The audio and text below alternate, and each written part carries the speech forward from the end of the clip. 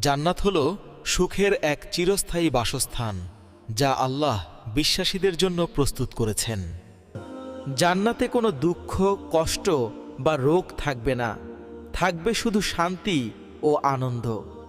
জান্নাতের নদীগুলো দুধ, মধু এবং বিশুদ্ধ পানি দ্বারা প্রবাহিত হবে। জান্নাতের বাগানগুলো হবে অত্যন্ত সুন্দর এবং চিরসবুজ। যারা আল্লাহকে ভালোবাসে এবং সৎ কাজ করে তাদের জন্য জান্নাত পুরস্কার।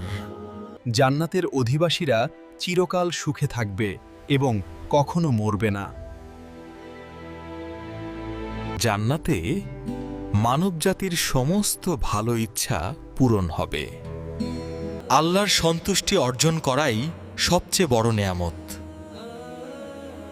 যারা নামাজ পড়ে, সৎ জীবনযাপন করে এবং অন্যদের সাহায্য করে তারা জান্নাতের আশা করতে পারে। জান্নাত এমন একটি জায়গা যেখানে শাশ্বত শান্তি এবং সুখ বিরাজ করবে।